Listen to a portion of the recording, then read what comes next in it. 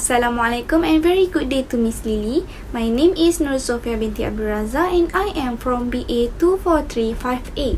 So today I would like to present to you about my individual assignment discussion on the topic of working in a team remotely. What may work? Let's get started.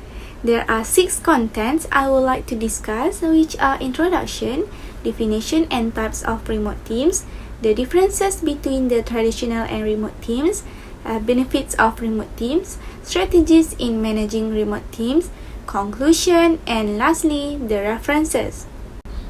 Now, turn to definition and types of remote teams. A remote team is a group of people working across time and space and organizational boundaries using technology to communicate and collaborate. As a simple word, that they work from home or anywhere outside of the office. There are 3 types of remote teams.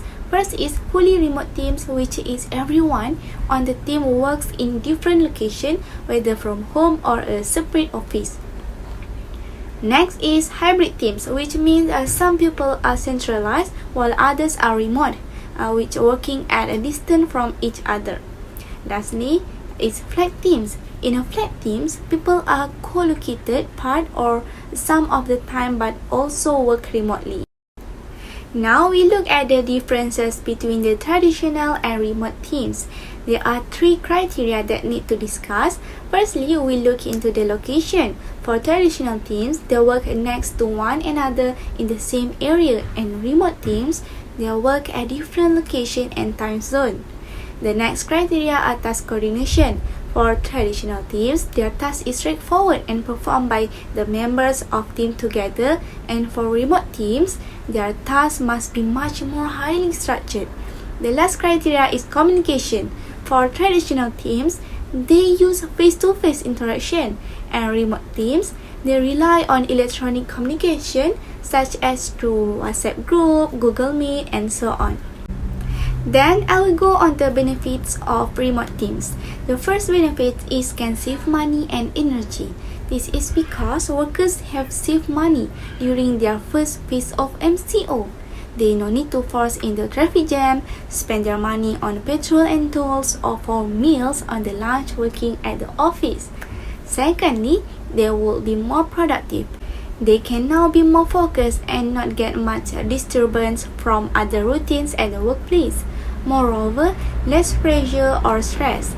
Some employees prefer work from home as they suffer less pressure for not having to be under tight monitoring from the superior.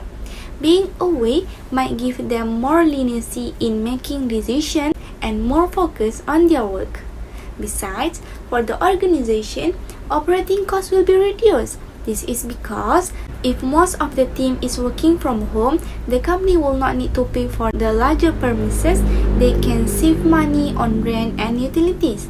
Lastly, it can improve employee retention. While working from home can provide parents with childcare responsibility flexibility, while other workers can enjoy and enhance work-life balance that will help organizations to see an improvement in employee retention. Next, I will discuss about the strategies in managing remote teams. First and foremost, one of the most important ways to help teams succeed while working remotely is to get the tools to help them stay connected and productive. These include chat or messaging apps such as Microsoft Teams and video conferencing apps such as Zoom and Google Meet. These strategies allow managers and employees to all stay on the same track no matter where they are working from. Moreover, managers should encourage dedicated workspace. Dedicated workspace can help free employees from the normal distraction from home life and allow employees to maintain focus and stay on their tasks. Lastly, as working from home can contribute to loneliness and negative emotions, employers should do what they can do, like provide emotional support to employees.